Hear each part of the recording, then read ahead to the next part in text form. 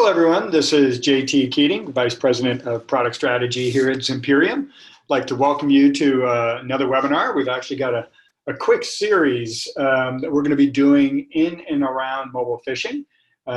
This one is talking about email. Next week, we're doing one on malicious apps, which you might ask, what does that have to do with phishing? Well, we will tell you, because actually a significant chunk of malicious apps do basically the same thing that phishing does in terms of basically impersonating well-known apps to lure people into giving information. And then after that, we're going to come back to totally new vectors that are on mobile around messaging apps and texting and things on those lines. So that's the series we're doing.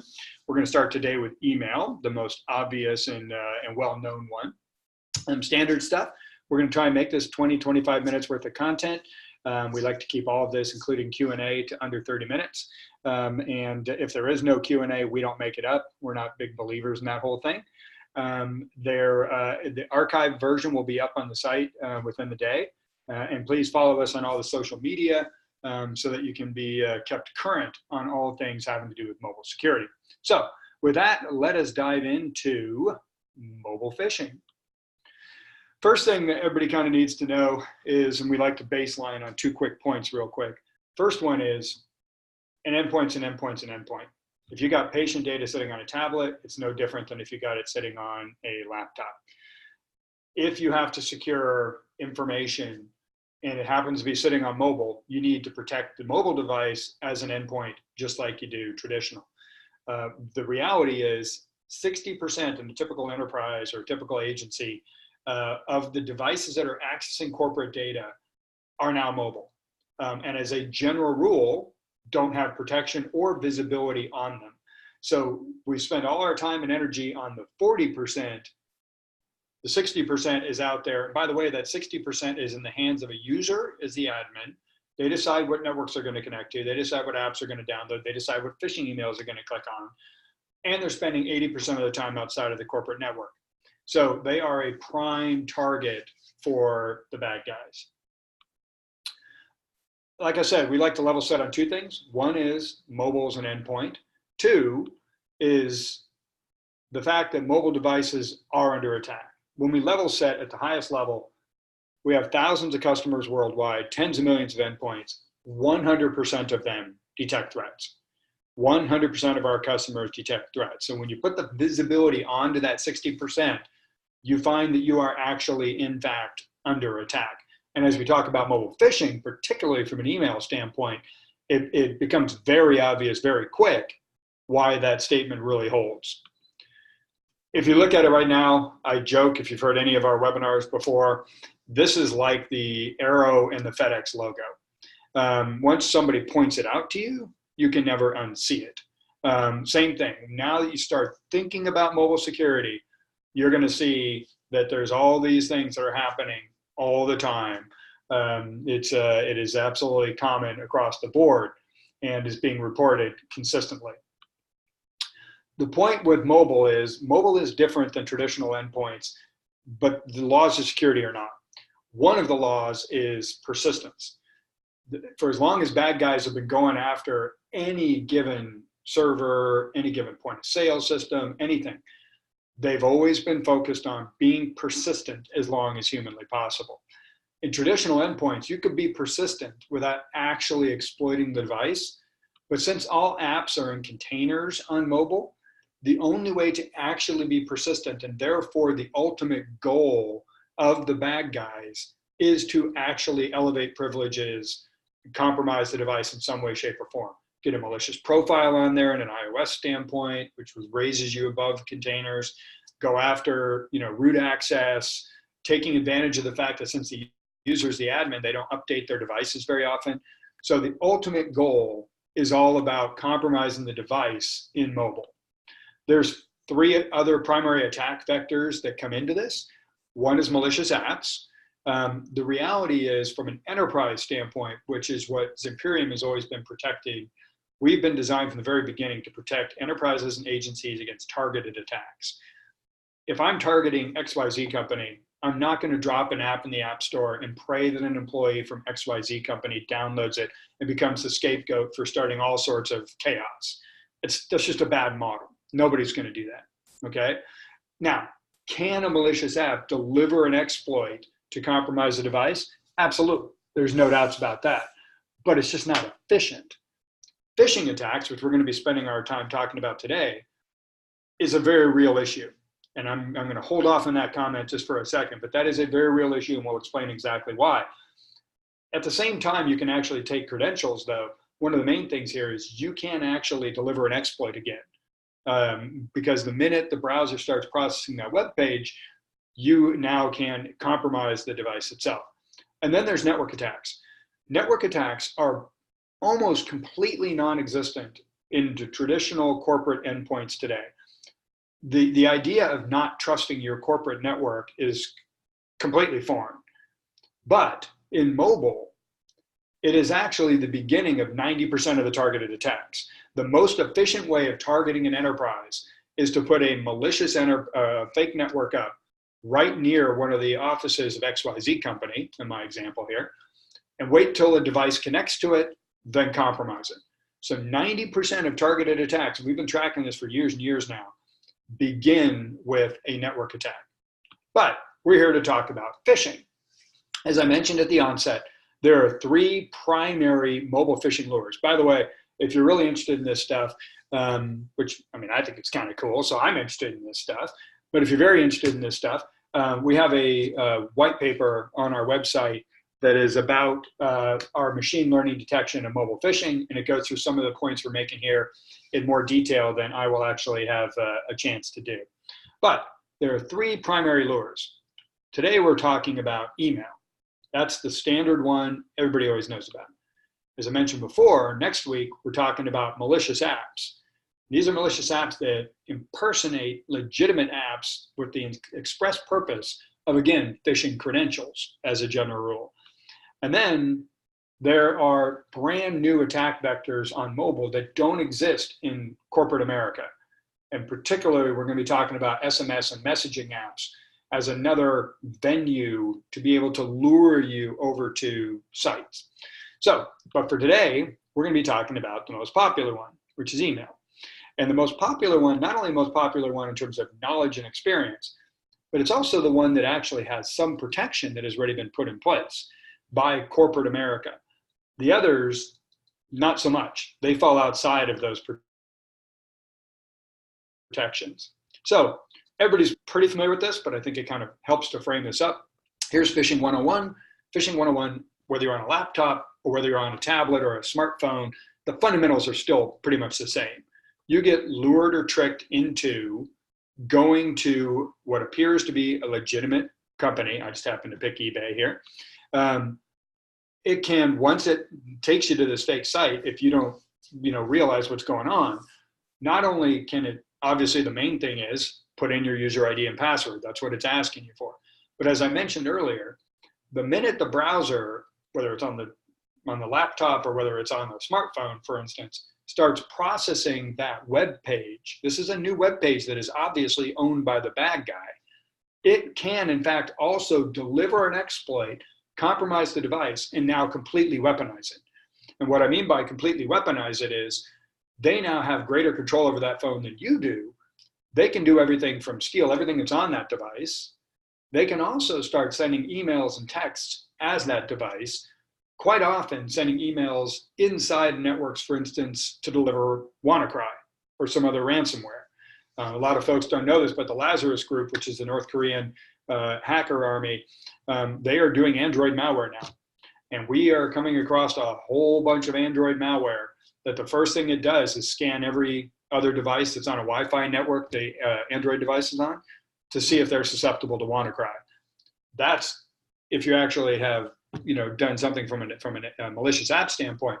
But even without that, if I own your phone, I can now start sending phishing emails with whatever I want all day long. So that's the basics. We're kind of familiar with it. Since we're talking about email today, right now, before everybody starts, coming in the mobile side of things, Verizon, and you go across all these different. I'm just using the breach report because it's kind of the de facto Bible in this industry, right? 90% of breaches start with a phishing attack. So it's a huge number. Because it's such a huge number, corporations have started to put protection in. Probably about half a year ago, I did a webinar with the guys at GigHome, and Simon over there, who's awesome. The former CISO, smart dude. This is one of the slides from his presentation. You can go listen to the entire presentation if you want. It's archived up on our site. But here are some standard protections that are, as you can see, largely focused on the email part, right? There's a whole bunch of things about email servers and gateways. How do we stop the phishing from even getting into the inbox of somebody? Then if it does in fact get into the inbox, then we need to have something on our endpoints to kind of look at it, isolate anything with one of these URLs and things along those lines. And then there's other approaches like sandboxes and and all the rest of these things. And then training.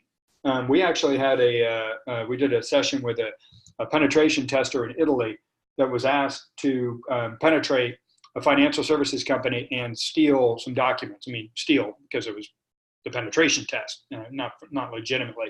The only thing he was told was, you must start with an employee. So he did a phishing attack right off the bat. He's like, oh, this is going to be easy. I mean, I'm going to be done in like a day.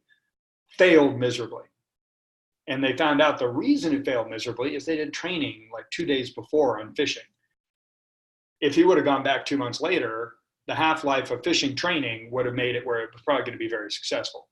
In that one, he actually used an Android device of the receptionist and ultimately ended up getting the golden ticket of all of the admin rights in the company. So showed a different approach, but he started with it, but the phishing training obviously helped. So a lot of inline email-based is the primary approach for corporate America. So I mentioned that 90% of breaches start with a phishing attack. Well, over 2/3 of emails, it's now higher than this number because that's last year, 2/3 of emails are read on mobile.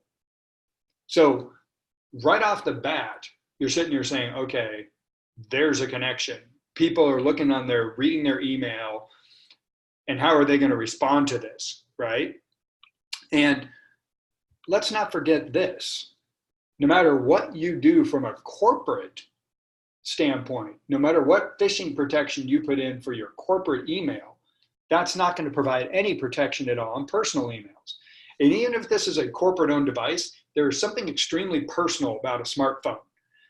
The fact you put it in your pocket, the fact you put it in your purse, whatever the case may be, people they'll read their personal email on the same device as they're reading their corporate email.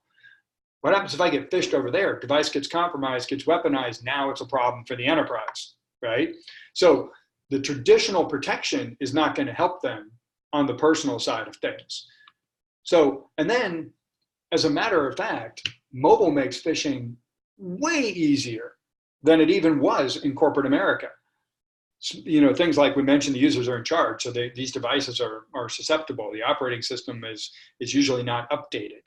You can't do a side-by-side view, for instance, right? A lot of times there's no URL bar to even be able to look at it because you're just, it's just too small. When we start getting into, a couple of weeks from now, we start talking about text, people look at text and messaging and there's this kind of urgency. I'm supposed to kind of respond, pretty quickly. And then a lot of times we're totally distracted when we're taking a look at this. So there's all these things that when we slow down and we're on a desktop or a laptop, we can actually, but there's some things, this urgency and this quickness and this, bada bing, bada boom, kind of thing that actually makes it even more likely to succeed in mobile. So how does Zimperium actually help with this? Well, first, let's kind of baseline kind of exactly what Zimperium is all about. And let's start with this. I'm not going to go through all of them again. I'm just going to say something differently. Instead of saying 90% of targeted attacks start with a network attack, I'm going to say the same thing, but say it differently. It's kind of like if you're going to have a hamburger. It doesn't matter how many different ways you say it's still going to be a hamburger, but there's a different variation here. 9 times out of 10, the bad guy owns the network. And since we are designed to protect against these attacks, we knew from the very beginning we have to do all of our detection on device. And because we're dealing with targeted attacks, it has to be machine learning based detection that can detect threats that have never even been seen before. Gartner is now very much on this page, and they're saying, for instance, an on-device agent has better likelihood of protection persisting over a compromised network. We've known this from the beginning.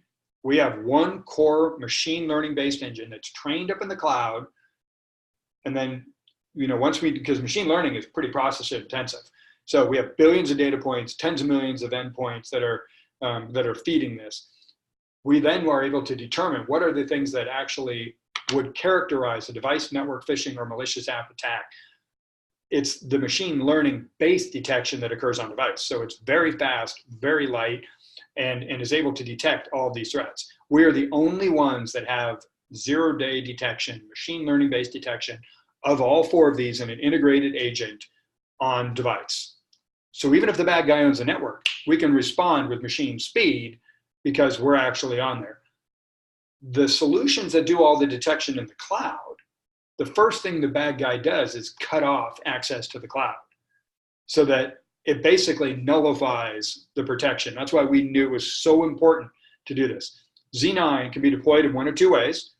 If you're trying to protect the device 100% of the time, you have a product called Zips. Think of that as next generation antivirus or EPP/EDR for mobile.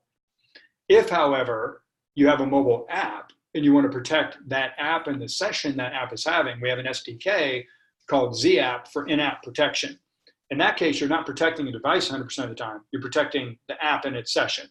So mobile banking is a real easy way to describe this. We have mobile banking customers worldwide that are using Zips to protect their employees, and they're using ZApp to protect mobile banking sessions. So it's just an example there. When it comes to phishing, it's really the Zips side of things, because you want to be running 100% of the time. You want to be protecting your customers, or your employees, sorry, particularly when it comes to, from this conversation, when it comes to phishing. So one of the main advantages of being able to do 100% of your detection on device, in addition to being able to survive hackers that own the network, another thing is we don't have to send any information that might even be remotely privacy-centric anyplace. So when GDPR came out, we didn't have to change anything because we're doing all of our detection on device. We don't have to send data anywhere. The folks that were sending stuff to the cloud had to completely retool what information they were sending. An extreme example, City of New York is a customer of ours. They use Zips to protect their employees. Mayor de Blasio felt it was an obligation of the city and cities in general to not only provide safe streets, but also safe cyber. So he had us create a solution called NYC Secure, which is our entire Zips product, delivered for free to anybody that's a resident or works in the city of New York, but zero data ever leaves the device. Zero data. We could do that because we're doing on-device detection. So privacy really, really matters, and privacy applies when we start looking at phishing as well. So we've got this engine that can determine whether or not this is a phishing attack. But how do you feed that? And how do you balance, for instance, corporate-owned versus BYOD? There's different scenarios. Another advantage of ours is we can actually do all of our policies. We do all of our policies on a very granular group basis. We'll pull groups in from whatever UEM, I'm using the current terminology today, it used to be MDMs, then EMMs, now UEMs. We can pull your existing groups in, and we can have very granular policies by group. So you might have one group that you say, I want to lock these guys down. You might have another group like BYOD where you say, I've got to be a little bit more fluid. So we have two primary mechanisms that you can feed the URLs. The first one is user initiated. So like for BYOD, or let's say in the case of potentially the city of New York could choose to use this. This is literally where you can just long press, send the URL. If anything even feels a little bit suspicious, I'm going to do a proactive check to be able to do that. Then but that's not something that's protecting your folks all the time, because that still requires the user to be able to, actually pay attention. And so what most companies want to do is an always-on protection. And what it basically is it is an on-device VPN. What does that mean? Well, what that means is it's not a VPN that you think of where it actually goes from my device across the network, encrypting everything to another point. But it's using that capability, but it's only on the device. So any URL can actually be run through the VPN, which is where the machine learning engine of Z9 is to determine, is this a malicious URL? And then if it is, they're blocked with a dialog box. They can still choose to go there if they want. We're catching all that forensics so we can know what's going on. But they've been warned. And most of the time they're going to go, oh no, boom, done. We're not going to do it. If it determines there's nothing funky about this URL, then it allows it. So what this does is it actually has benefits of being very privacy friendly. And as I mentioned, very granular in terms of the policies that we can actually do. So the engine's the same. The ability to detect whether something is malicious or not is the same. It's a matter of how do you want to feed it based on your combination of security and privacy. Just to kind of wrap this up, another advantage of doing everything on device is we didn't have to lock our management console, which is called Z console, into any one cloud. The guys that are doing cloud-based detection, they all had to lock their detection and their console into one.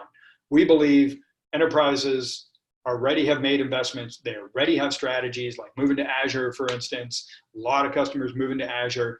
So fine, we'll put our console on Azure or Google or Oracle or AWS. And oh, by the way, AWS GovCloud down there, Zimperium is the only mobile threat solution that is FedRAMP ATO, authority to operate. We're the only one that's gone through all those hurdles. And a huge part of that is, again, back to the on-device. We integrate in with the largest set of UEMs. We're also the only guys that can do multiple UEMs in a single tenant. All of the information goes into the SIM. And then Z3A is a capability that Z9 will detect malicious apps, but you also have perfectly legitimate apps on your employee's device that have really bad privacy and security risks in them. If you'd like to get an idea of this, we're doing a webinar tomorrow. We've actually done an assessment of the 30 top travel apps around the world, their iOS and their Android versions. And you'll hear some of the things that are inside of these legitimate apps, probably on accident quite often, because the developers would just go get a library for something and put it in, that open up huge security and privacy risks. These apps are sitting on your employees' devices, so you need to know about them as well. So with that, I would like to thank everybody, and I'm going to stop and see if we have any questions, and then we will go from there.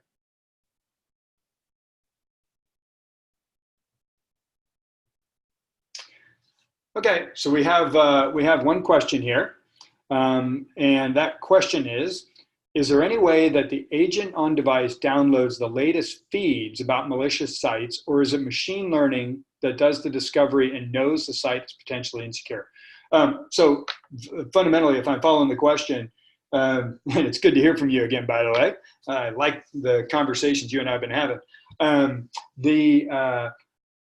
We do believe in the right tool for the right job.